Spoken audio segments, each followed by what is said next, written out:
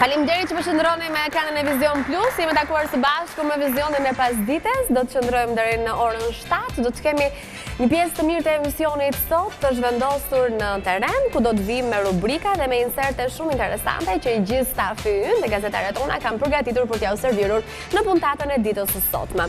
Një ndër rubrikat besnike, e cila ka nisur që në fillim të këtij sezoni, ka qenë ajo Një ditë me, ku ne kemi sjell personazhe të njohur kryesisht të ekranit, por jo vetëm kaq. Kujtoj herën e kaluar pra të rubrikës Një ditë me, ku kemi patur një barmen të njohur në kryeqytet, ku me të kemi ndarë një pjesë të mirë të ditës së përditshmërisë së tij, natyrisht dhe të aktivitetit që tashmë ushtron prej disa vitesh në kryeqytet. Ndërsa sot do të shohim se si është të jesh zëdhënës, pra janë ato që i japin zë për median, por jo vetëm, mbajnë një pjesë të mirë të përgjegjësisë së shefave të tyre, janë ato që përballen dhe na përcjellin gjithçka që ne kemi nevojë të marrim nga institucionet përkatëse.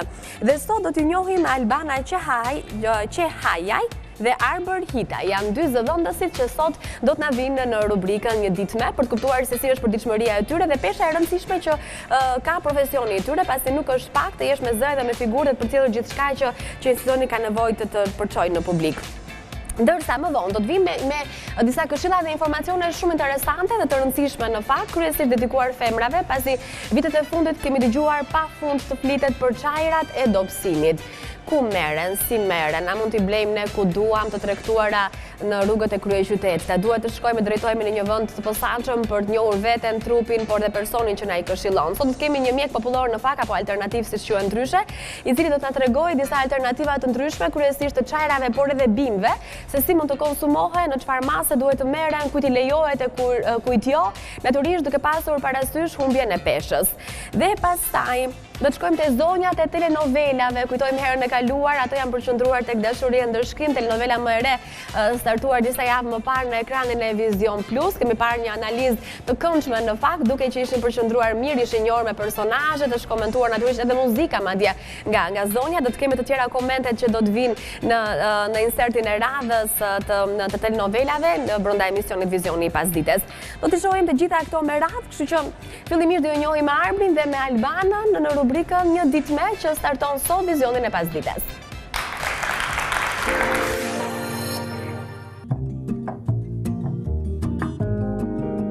Është një ditë pune, me një intensitet të plot ashtu sikurse çdo ditë tjetër e javës.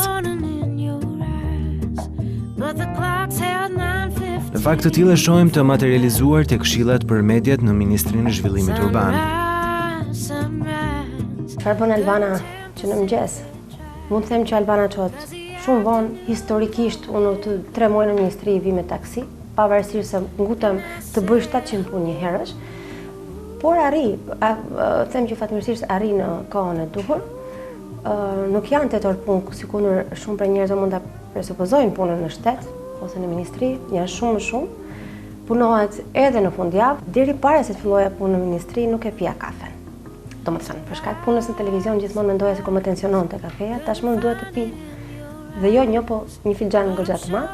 Kështu që sapo dal nga shtëpia, gjëja e parë që bëj është marr kafen, marr shtypin e ditës, nxitoj për në zyrë, sepse kam menduar gjithmonë që nëse e vë ditën përpara, edhe dita të merr me shumë qejf ty, domethënë gjërat të ecin mbar. Dhe më tej janë takimet e përditshme me kabinetin e ministres, shikohet agjenda e ditës, aktivitetet, nëse ka dhe përgjithsisht ka të ditës, ministrat dhe të pjesëtarëve të tjerë, profesorët e tjerë të ministrisë. Më pas vjen pjesa që unë e du shumë në fakt që janë kontaktet me njerëzit e medias, gazetarë qoftë medias vizive dhe të asaj të shkruar. Nuk e kisha menduar që ne gazetarët dikur i bezdisnim në thonjza njerëzit e zyrave të shtypit kaq shumë.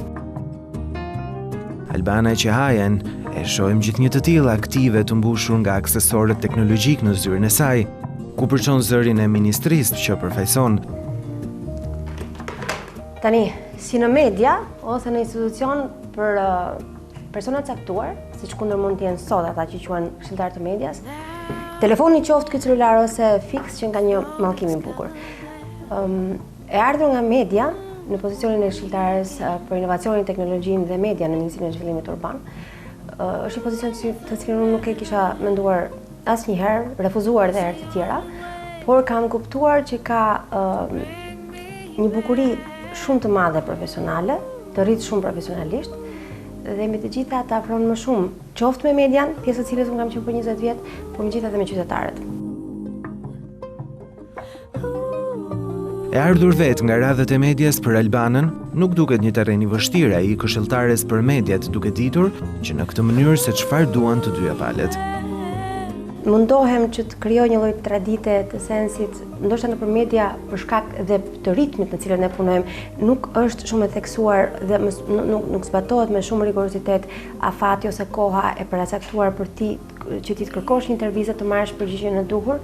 Megjithatë, më kënaq fakti që në pjesën më të madhe të mediave janë njerëz me të cilët nuk kam punuar ndër vite, kështu që mundohem shumë të përgjigjem në kohë kërkesës që ata kanë, por mbi të gjitha dhe gjithçka që ata kërkojnë në funksion të punës së tyre dhe lidhur dhe me profilin e ministrisë në cilën unë punoj prej disa muajsh.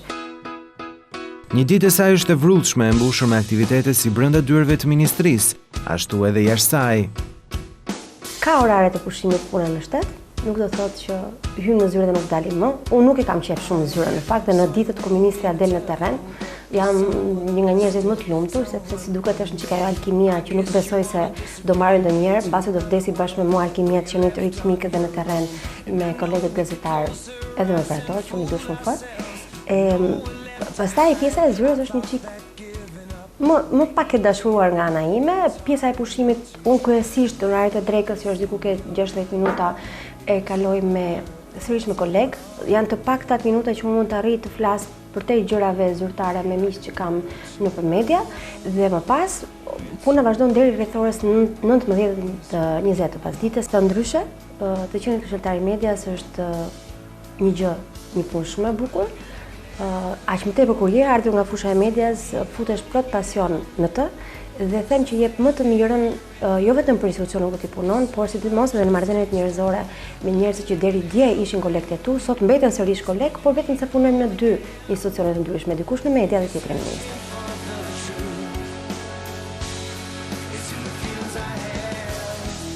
Qyra nuk është vendi që unë e dua shumë, por është vendi që mua më mbledh.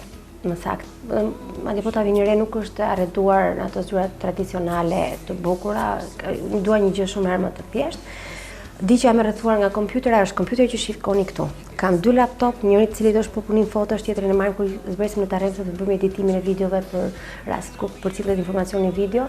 Është edhe një tablet i cili përdoret sepse ministri e Gjermani ka shumë merak komunikimin me qytetarët, veçanërisht në Facebook dhe në Twitter, përveç faqes së saj personale, ka dhe faqen zyrtare në Facebook. Kam 2 lloj celularësh, kam 3 telefona zyre, por mbi të gjitha kam një lloj këndi këtu, në momentin e caktuar gjej paqe sepse kam me vete, siç po shikoni, fëmijët edhe dashurinë. Pra, është e rëndësishme që në profesionin e secilit për nesh, nëse e bën diçka me dashuri, nëse përcjell dashuri sikundër e merr, unë them që funksionon më së miri dhe ka përcjellë të gjitha ato pengesat e vogla. Jam munduar që të mos vë kaca detaj, për shembull, një nga gjërat që unë kam shumë qejf është aty ku shkoj që marr zakonisht kafe në mëngjes, më japin gjithmonë një posull të tipit si dukem unë atyre, dhe ka raste, për shembull, sot isha në formë. Dje i dukesha sikur isha e dashuar, se vajte duke qeshur, në fakt sa kisha mbyllur telefonatën, një telefonat vërtet bukur që unë e du shumë fort, kurse mbaj gjithmonë në vete ku do punoj një detaj të familjes time. Kjo është një dhuratë nga motra, e cila më është bërë shumë vite më përpara. Motra më ka qenë shumë e vogël, diku ke 12-13 vjeç, kur unë sapo kisha nisur punën si gazetare. Edhe e du shumë fort sepse është mesazhi mbi të gjitha, që gjithçka që bën, mjafton ta bësh me shpirt dhe gjërat do të funksionojnë. Të qenit nën presion është pjesë e përditshme e punës së këshilltarit për median, dhe jo vetëm, por nëpërmjet tij është më pas edhe i titularit. Asnjëherë media nuk është aleat, nuk është perceptuar, unë nuk e kam perceptuar kur kam qenë pjesë e medias, nuk e perceptoj me as tani, pra media gjithmonë është një kritike e mirë, por nuk janë të pakta rastet kur një aktivitet ose një informacion i caktuar i përcjellur nga një ministri ose nga ministrimi në rastin konkret keq përdoret për të keq informuar opinionin publik në kauzën ose për shkak të një arsye e cila ndoshta mësohet shumë kohë më vonë. Kjo ndodh rëndom. Në moment të caktuara mua më vjen keq që ndoshta deklaratat ose përcjelljet e informacioneve nuk bëhen ashtu siç kanë me emisionin për cilën ato tonë nisen, por nuk merret, gjë që më vjen më shumë keq në fakt është që nuk merren të dyja burimet. Njerëzit, gazetarët, njerëzit e medias rëndojnë pas një skupi pa e kompletuar me të gjithë elementet, për të mos thënë që piramida e lajmit, ato 5 W e famshme, nuk shihen më, ose në momentin që vijnë kërkesa për informacione ose për intervista ose për emisione. Kërkoj që gjithçka të bëhet brenda ditës, ndërkohë që nuk duhet të harruar, të paktën në ministrinë ku unë punoj, është shumë i rëndësishëm mendimi i ekspertëve. Pra, në rastin konkret ministra Gjermeni nuk synon të dalë ajo në të gjitha ekranet televizive, por respekton shumë hierarkinë dhe mendimin e specialistëve, drejtorit dhe drejtorive, të cilët janë personat më të specializuar për të bërë një punë të tillë. Tani, puna nuk ka humbur asnjëherë, po njeriu, qoftë çun ose gocë, po ta them në gjuhën e fëmijëve, fëmijë ka detyrime dhe ata janë fëmijët, më duhet të shkoj të marr. Nëse duam të jemi korrekt, mbi të gjitha premtimi fillon nga fëmijët dhe mbajtja e tyre.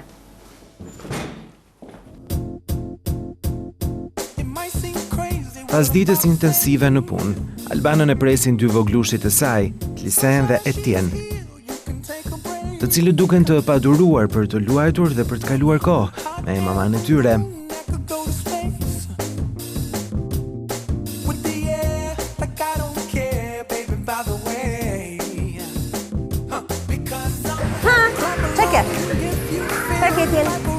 Kolla!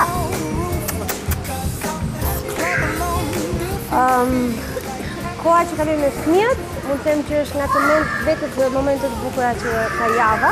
Nuk është se kam shumë mundësi për të ndonjë gjithë javës me ta, për shkak të ngatjesës së madhe të punës, por mundësitë gjithsesi në fundjavë të shtunën më pak të dielën një çik më shumë.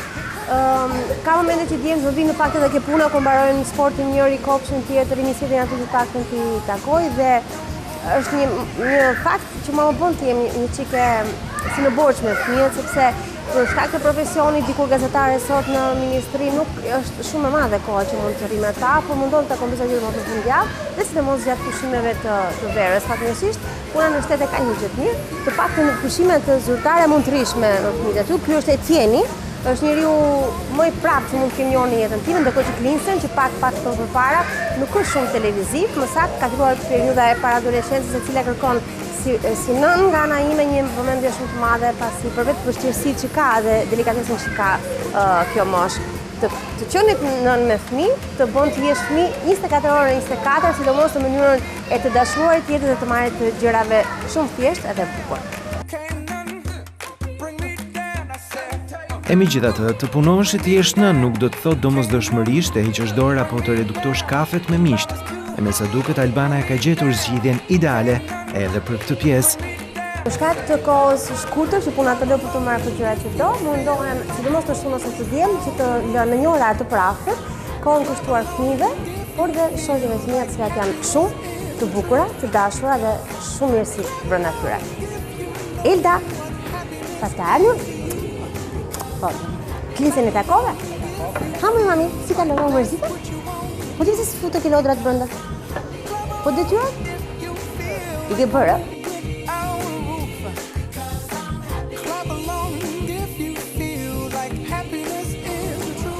Kështu që në kafe pas kafe, lihet edhe takimi javës tjetër, do të thotë që kohët për të ndenjur me shoqërinë nuk është se janë shumë të mëdha, por e rëndësishme është që në ato momente që takohesh, merr shumë dashuri dhe shumë mirësi, mundohem që mos e shkartis, pra mos e ngatërroj punën me shoqërinë, stresin dhe lodhin që ndoshta të shkakton puna e kompensoj në mënyrë më të mirë me njerëz të cilët i du fort, edhe që shpesh më durojnë edhe me mungesën time të korrektësisë, faktin që gjithmonë shkoj me vonesë.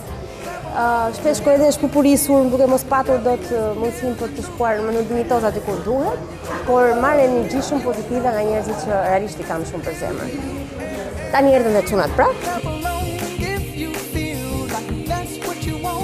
Ju mundua ta shikoni vetë si është një ditë me Albanën, është shumë ngarkuar, ndoshta nuk gjen dot kohë për gjithçka që do, ose për gjithkënd që dëshiron të takosh, por rëndësishme është që në jetë ti bësh gjërat me shumë dashuri, edhe kështu duket sikur je kudo ku do të jesh në ato momente, sidomos për punën që dashuron, nëse e bën me pasion, për njerëzit që do të kesh në krah, qoftë afër apo larg qofshin ata, dhe me gjitha për familjen.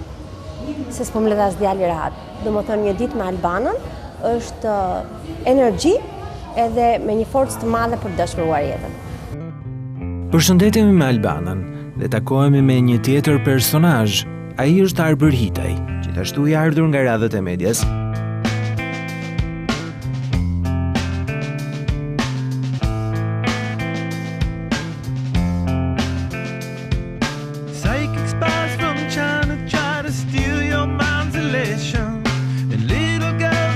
Për Arbrin dita nis me shpletimin e shtypit të ditës dhe kontrollin e emaileve të ndryshme në zyrën e tij. Në fakt, edhe unë para se të vija, kisha një konstatim që punët e shtetit janë, të punosh në shtet është shumë e thjeshtë, është shumë e lehtë. Është një punë që të merr edhe fundjavat, por ka një aspekt shumë interesant sepse merresh me gjëra konkrete, me produkte konkrete, dhe aq më tepër kur ke të bësh dhe me vepra konkrete që kanë mbaruar ose me projekte, kënaqësia është edhe dyfisht. Patjetër që malli për profesionin e gazetarit më merr, ekrani është gjithmonë një dashuri që nuk shuhet asnjëherë për një gazetar. Padyshim në orën 8 ne jemi që gjithë në zyrë, jo siç dhe pat, bëjmë mbledhjen e kabinetit, ku në pjesën më të madhe diskutohen sidomos ato çështje të rëndësishme që ne kemi në fokus për javën.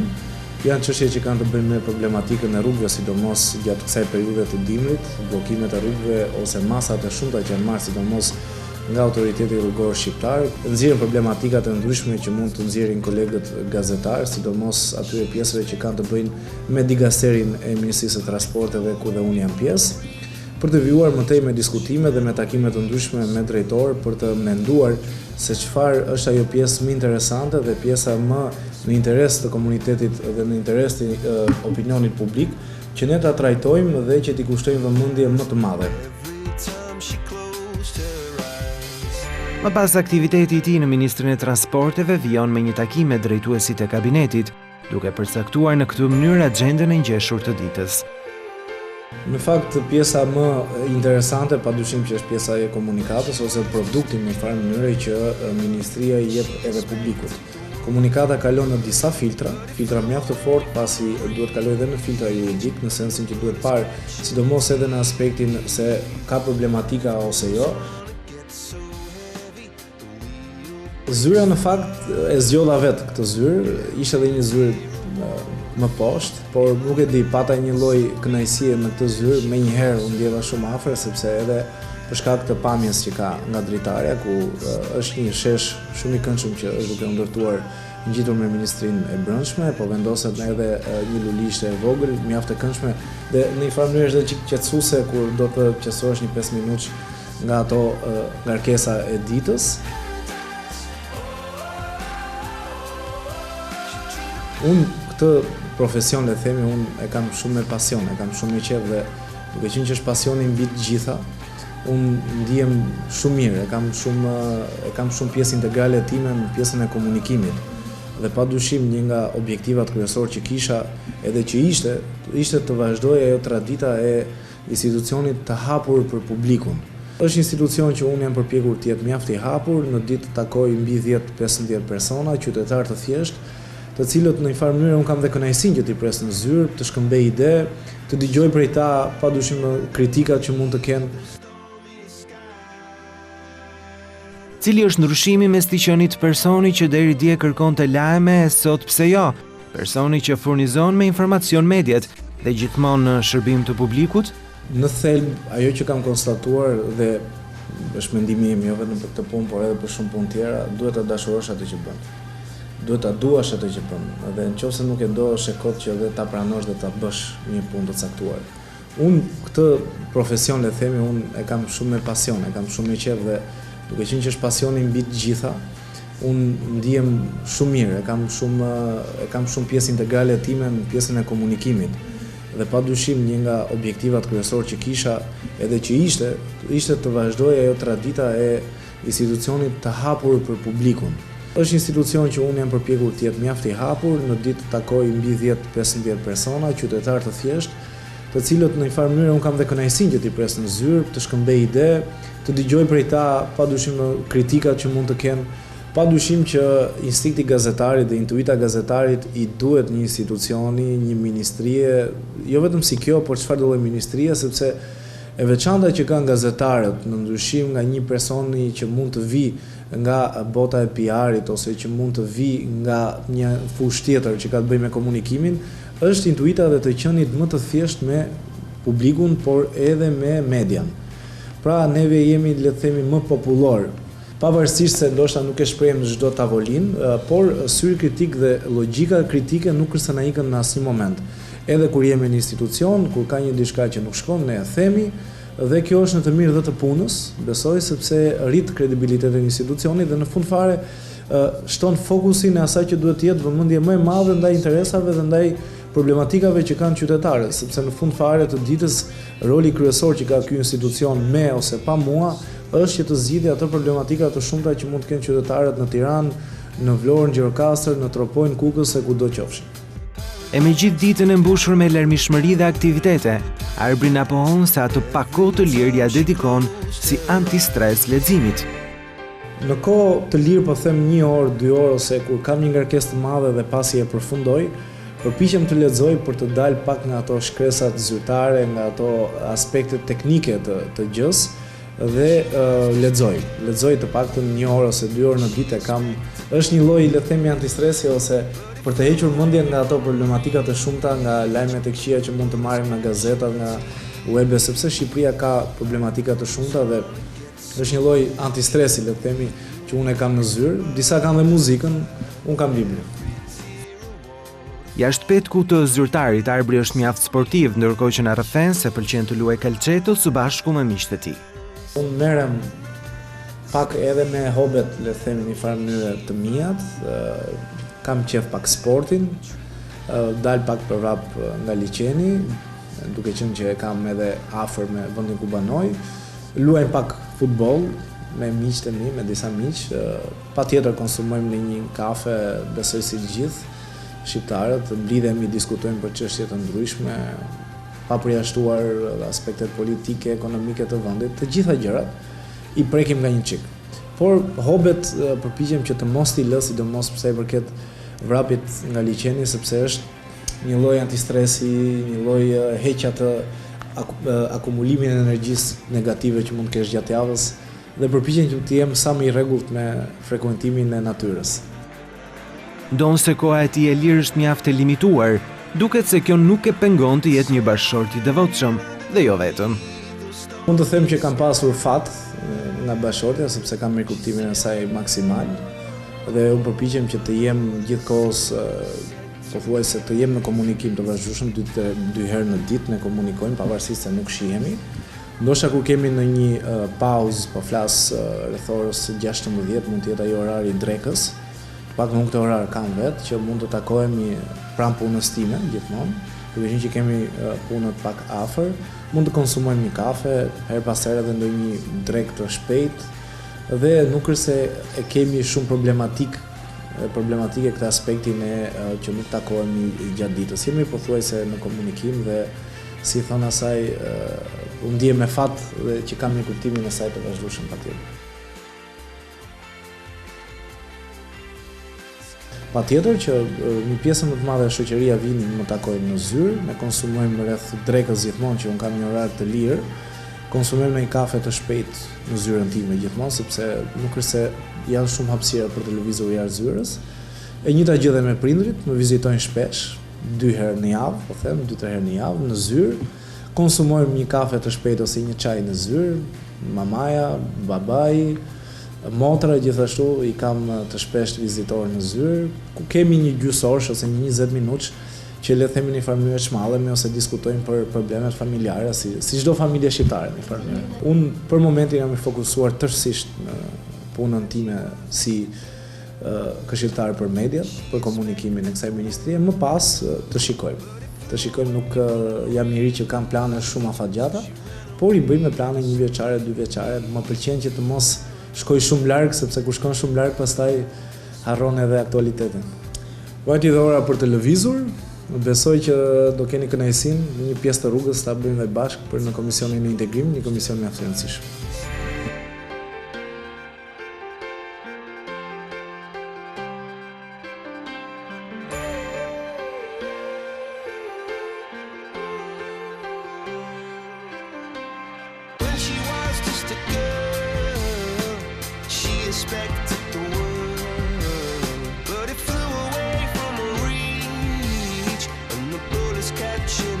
Dita e ngjeshur e Arbërhitaj përfundon me një kafe me miq më të afër, ku krahas diskutimeve për përditshmërinë, nuk mbetën pas edhe shakat apo bisedat miqësore mes tyre.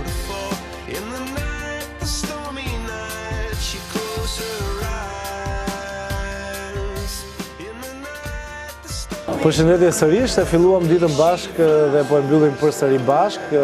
Një pjesë e rëndësishme imja padyshim është dhe shoqëria.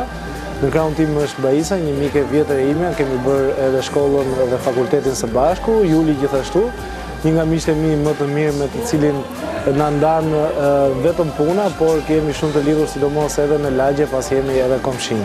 Padyshim që shoqëria është një pjesë e rëndësishme e ditës, ose më saktë edhe darkës, pasi impenjimet e shumta dhe puna të bën që të jemi mjaft të angazhuar, por kur kemi kohë, siç është dhe dita e sotme, mblidhemi dhe diskutojmë për çështje të ndryshme, si kalojmë javën, ose edhe për problematika të ndryshme, pa përjashtuar asnjë lloj problematike, duke qenë që të gjithë jemi të angazhuar dhe me impenjimet tona personale.